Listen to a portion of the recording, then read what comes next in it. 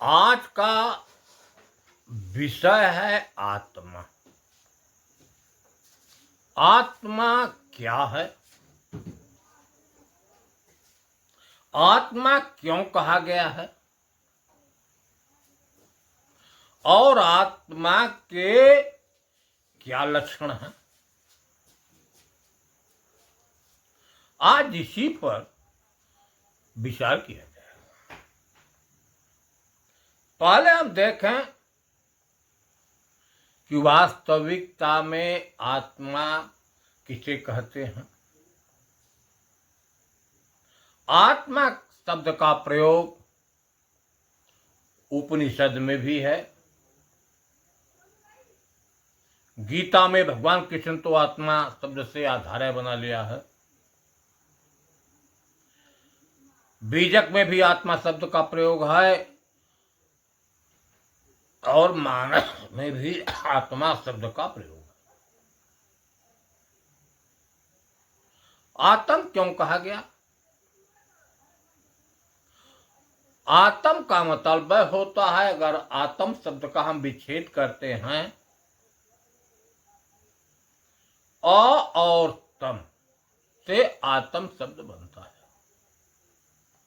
अ का मतलब होता है नहीं, तम माने अंधकार, जिसमें अंधकार नहीं है,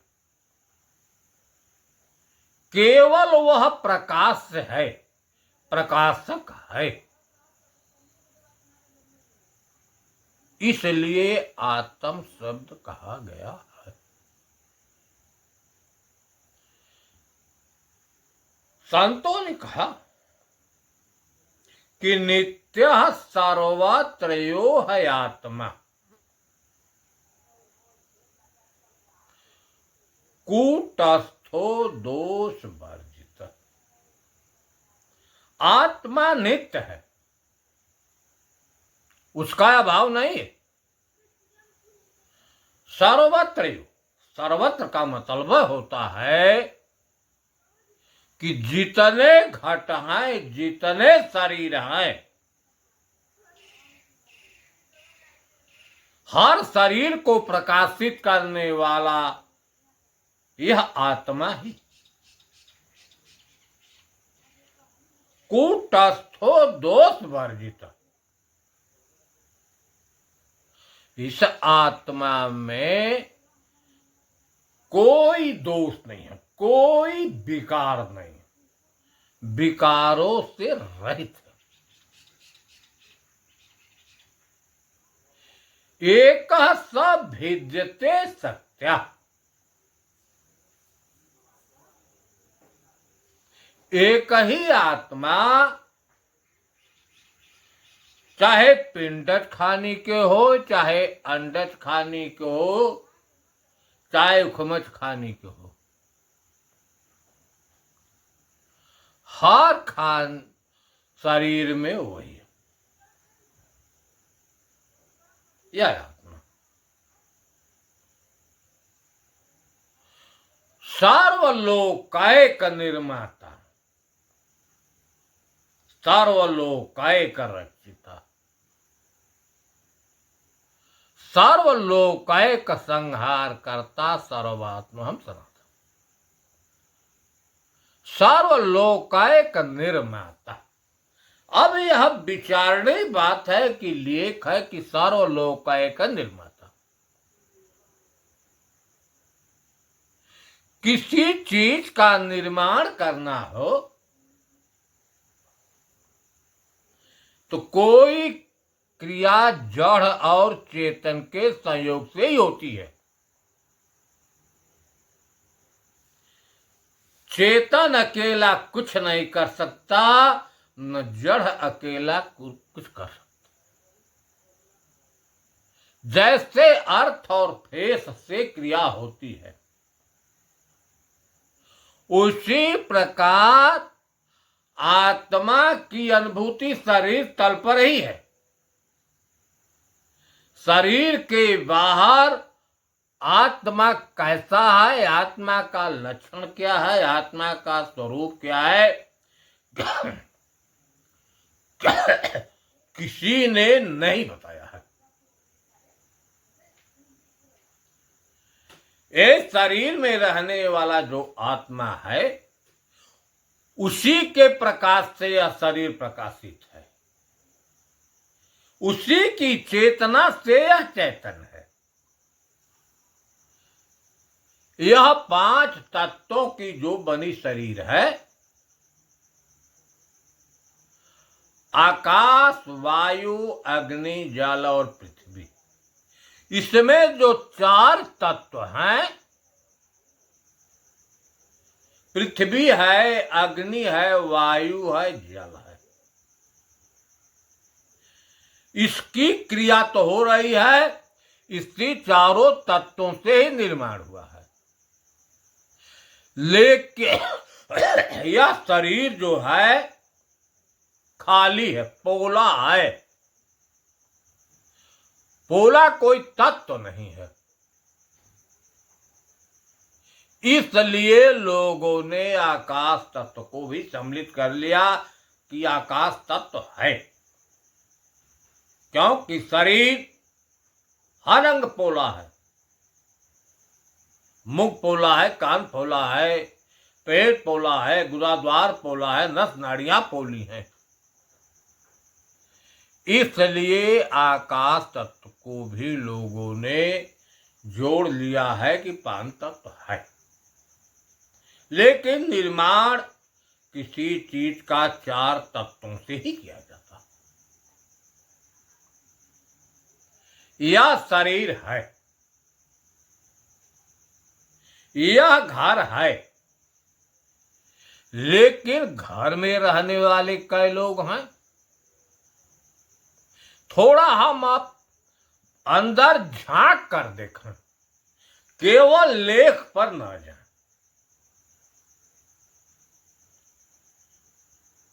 क्योंकि आत्म अनुभव जब भया तब नहीं हर्ष विषाद, अचेत्र दीप सम हो ही रहा, तजकर बाद विवाद।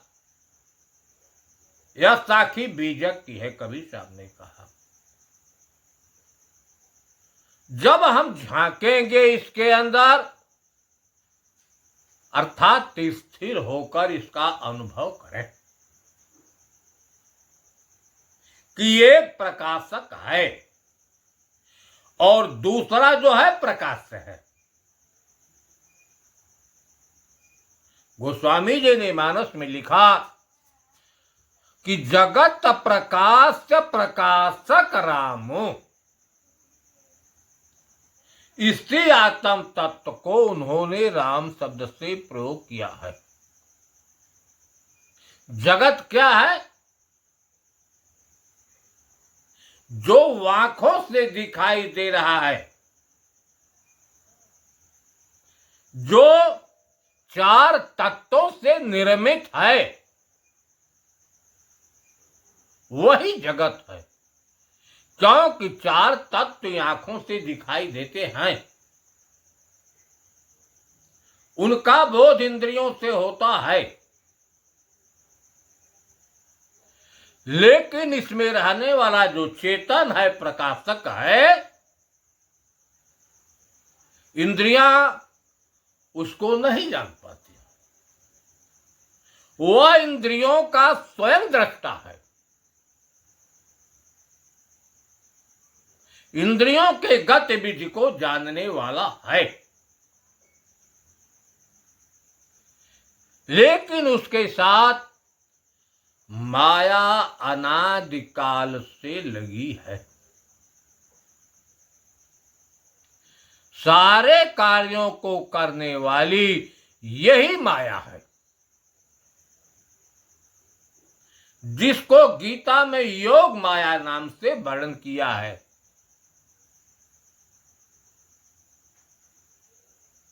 माया है क्या? मन है, चेत है, बुद्धि है और अहंकार है। महापुरुषों ने विचार कर नाम लिखा है इन चारों का। कबीर साहब ने यो कहा, निर्णायक वचन, कि माया ते मन उपजय मन ते दस होता है। अर्थात जब मन की उत्पत्ति माया से है तो चित्त, बुद्धि और अहंकार की उत्पत्ति भी माया से ही है।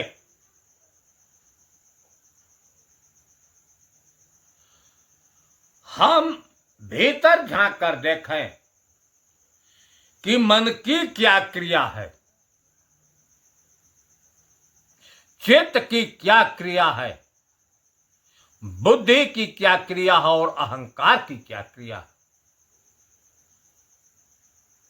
तब था लगेगा, क्यों कि शरीर में वह क्रिया करने वाले हैं। आप देख रहे हैं मन प्रति क्षण चलायमान है, नाना जगह दौड़ता रहता है। जितने संकल्प विकल्प, इच्छा है, कामना है, वासना है, इनको जन्म देने वाला मन ही है। मन से ही इनकी उत्पत्ति होती है।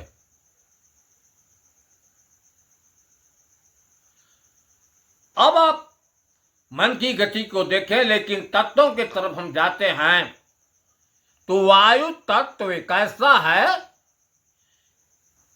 इस शरीर में प्रतिक्षण चलायमान है। अगर श्वासा रुकी शरीर खत्म हो जाएगा। इसी अंतरिक्ष में वायु प्रतिक्षण चलायमान है, स्थिर रहने वाला नहीं है।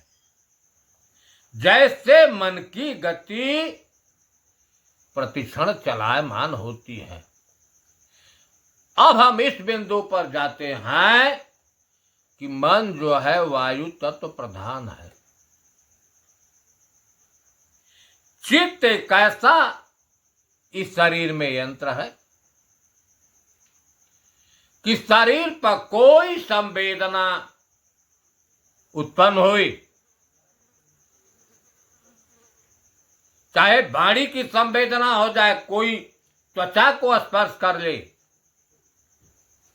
चाहे कोई गाली दे दे, चाहे प्रिय वचन कर ले, चाहे दो डंडा मार दे, जब वही संवेदना हुई, अनुभूति हुई, चित्त के अंदर नाना प्रकार की तरंगे उत्पन्न हो जाएगी। कि क्यों ऐसा हुआ, क्या कारण है? उत्पन्न होगी, विलीन होगी। जीवन में हमने जो कुछ देखा है, सुना है, चेत रूपी यंत्र में टेप है। हुआ जब तक होश संभाला है, सब चित्त रूपी यंत्र में टेप है और समयानुकूल हमारे मनस्पटल पर आ जाता है।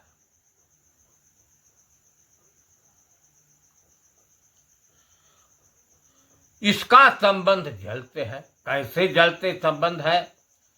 जल स्थिर है। जल में एक बहुत बड़ा कंकड़ अगर फेंक देते हैं तो जल में तरंगे उत्पन्न होती हैं और विलीन हो जाती हैं। उत्पन्न होना, विलीन होना कुछ समय तक चलता है। इससे यह सिद्ध होता है कि चित्त जल तत्व प्रधान है। एक है अहंकार। अहंकार एक ऐसा है, जब अहंकार आता है तो जला देता है। अहंकार के चलते ही मैं का जन्म होता है। यह जमीन हमारा है, बच्चे हमारी हैं, पैसा हमारा है, हमसे आप ज्ञानी हैं, इत्यादि चीजें तब वाणी से निकलती हैं जब अहंकार का उत्पन्न होता है। क्रोध का संबंध भी अहंकार है के चलते है। जब मन के विपरीत होता है तब अहंकार उत्पन्न हो जाता है।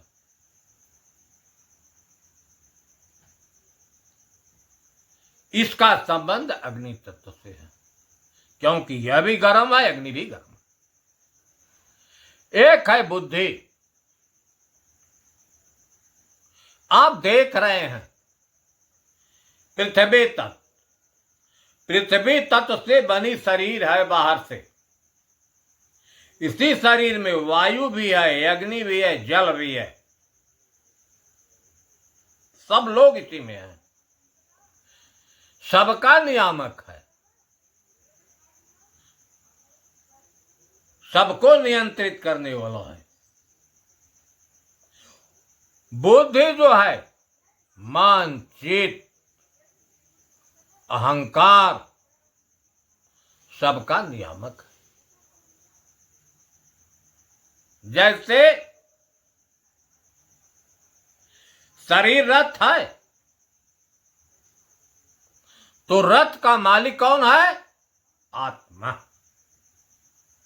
क्योंकि आत्मा है इस शरीर में तदम शरीर के हर अंग कार्य करते हैं। लेकिन रथ को हाँकने वाली कौन है? बुद्धि।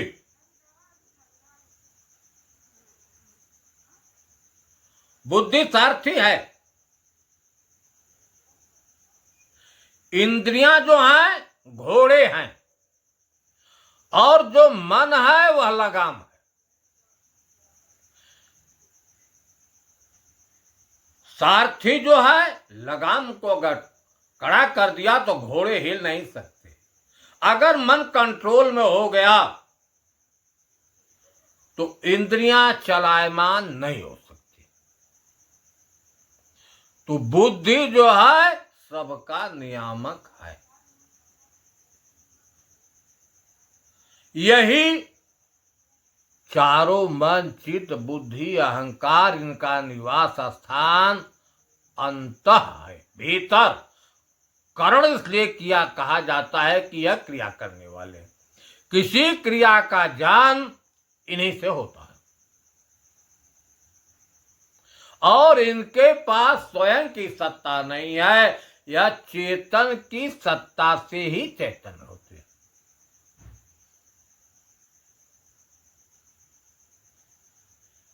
जैसे देखा जाए, कैसे आग और लोहा दो वस्तु है, विजाती है, लेकिन कभी लोहे और आग का जब संयोग हो जाता है तो लोहा लाल और गर्म हो जाता है, जबकि लालिमा और ऊर्जा जो है आग की है। उसी प्रकार इस शरीर में आत्मा कहिए वरना चेतन कहिए, चाहे राम चाहे ब्रह्म कुछ भी कह लीजिए, लेकिन इसका संबंध अंतःकरण से अनादि से है। चेतन की चेतना से यह चेतन होता है, क्रिया शक्ति, ज्ञान शक्ति इसी की। इसमें रहने वाला जो चेतन आत्मा है या करता है, करता नहीं। प्रकृतैव च कर्माणि क्रियमाणानि सर्वशः यः पश्यति तथा आत्मानं कर्तारं। भगवान कृष्ण अर्जुन से कहा कि है अर्जुन, इस शरीर में रहने वाला जो आत्मा है वह करता है, कोई क्रिया नहीं करता। क्रिया को करने वाला यही प्रकृति है, जीव की माया शक्ति। क्रिया का जन्म यही से होता है और करने वाली यही इंद्रियां।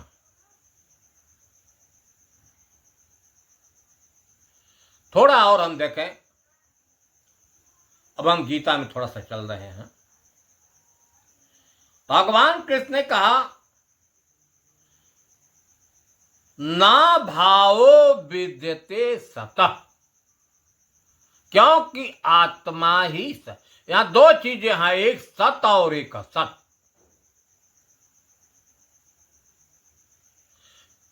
सत को चाहे हम ब्रह्म कह लें, चाहे राम कह लें, चाहे हरि कह लें, चाहे सत कहें, चाहे चेतन कहें, अनेक नाम है। दूसर की जो है माया, माया के अनेक नाम है, कहीं जड़, कहीं दृश्य, कहीं प्रकृति, कहीं क्षेत्र। तो उन्होंने कहा कि ना भाव विद्यते सतः, सत का कभी अभाव नहीं होता, हमेशा है। प्रकृति का कभी भाव कभी अभाव होता। और लक्षण बताए इस आत्म के कि नयनम छिंदन्ति शस्त्राणि, नयनम दहति पावकः, न चैनम क्लेदयन्तापो न शोषयति मारुतम्। इस आत्मा को न अग्नि जला सकती है, न शस्त्र काट सकता है, न हवा उड़ा सकता है, न जल उसको गीला कर। यह लक्षण है। आत्मा की अनुभूति केवल घट के भीतर ही होती है। अगर हम इस आकाश को देखते हैं कि यह आकाश सत्य है,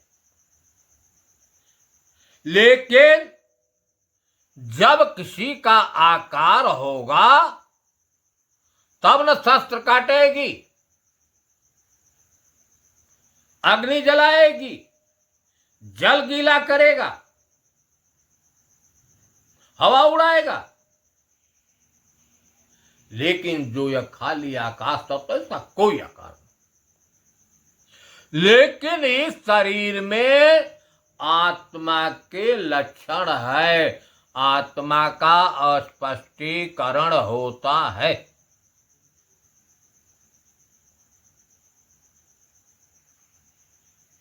थोड़ा और देखें। न जायते मृते वा कदाचिन्नायं भूत्वा भविता वा न भूयः, अजो नित्य शाश्वतो अयम पुराणो न हन्यते हनुमान शरीर। कहते हैं यह आत्मा न जन्मता है न मरता है।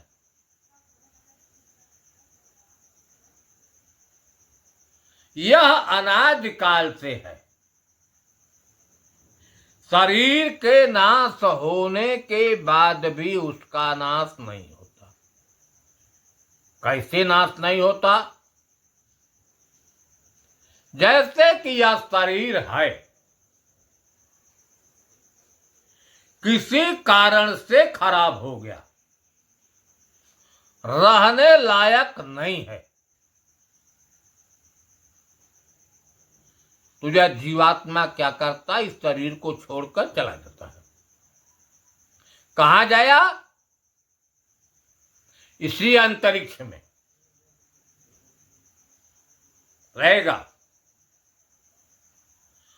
और कर्मों के मुताबिक उसको शरीर मिलेगी। अगर स्वर्ग में जाने लायक है तो स्वर्ग में जाएगा, फिर मनुष्य शरीर में आने लायक कर्म किया तो मनुष्य शरीर में आएगा।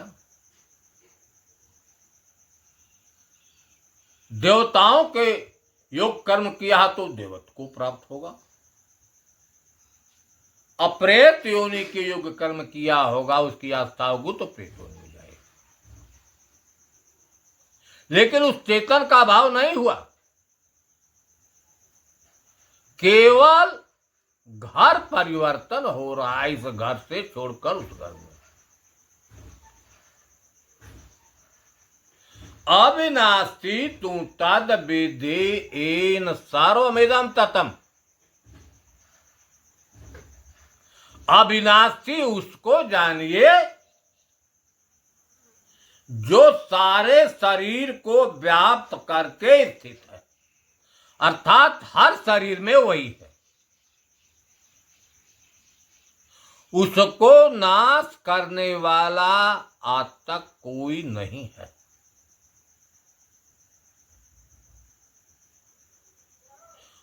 वह अजन्मा और अविनाशी है।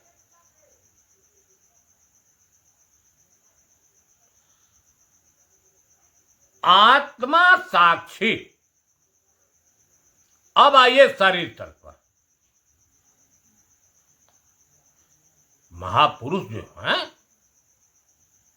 जाने माने संत अष्टवक्रा जी ने अपना अनुभव बताया, क्योंकि हर संतों ने अपना अनुभव ये बताया है। हम आप भीतर झांक कर देखें कि उन्होंने जो अनुभव बताया है कि यथार्थ है कि केवल वाणी का विकार है। यह तभी संभव है जब आप स्वयं अनुभव करेंगे तब।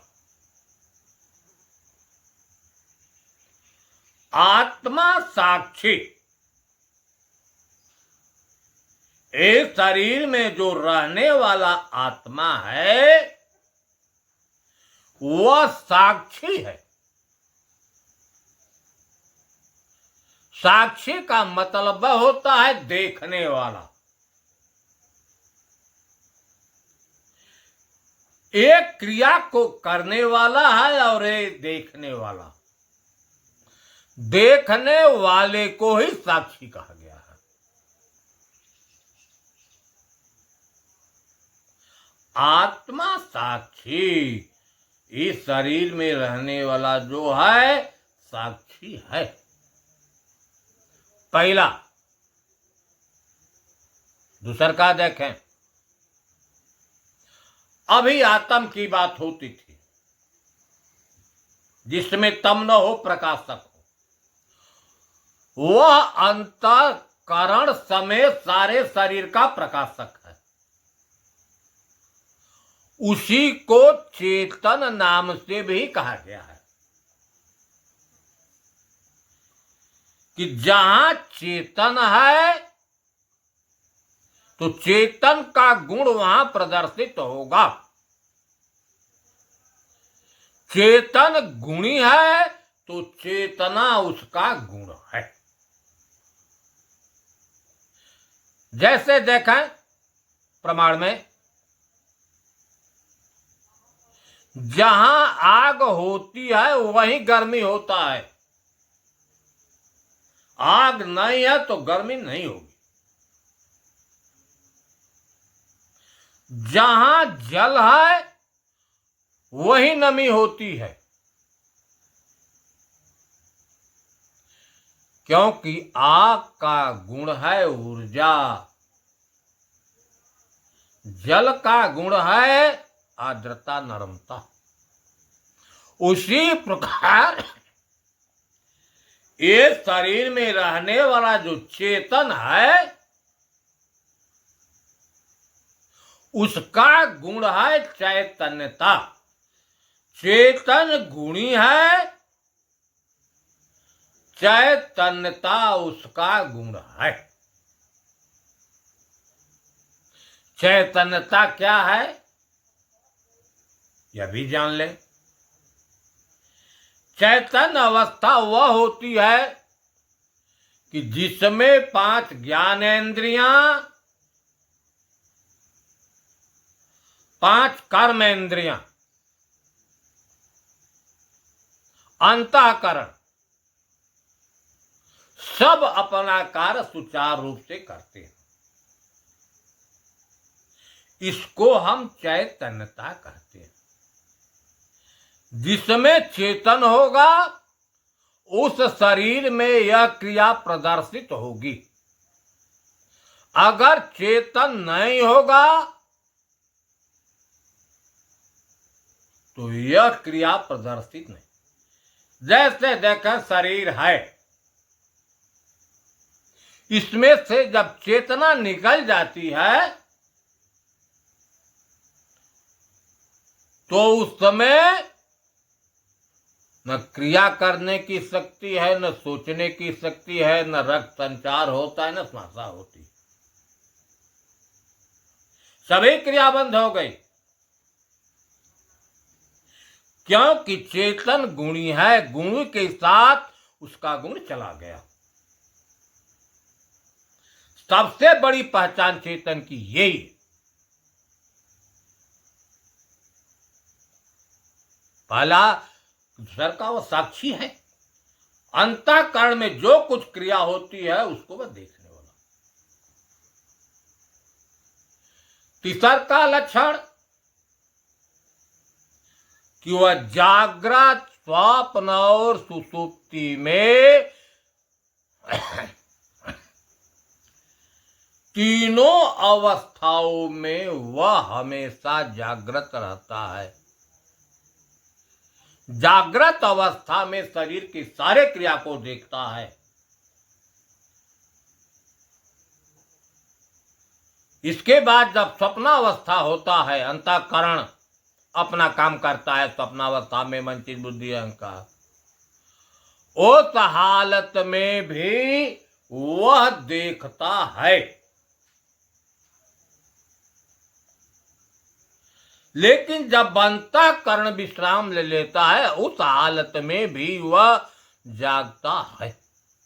लेकिन क्रिया बंद हो गई, उस हालत में भी वह साक्षी रूप से। यह आत्मा के पहचान।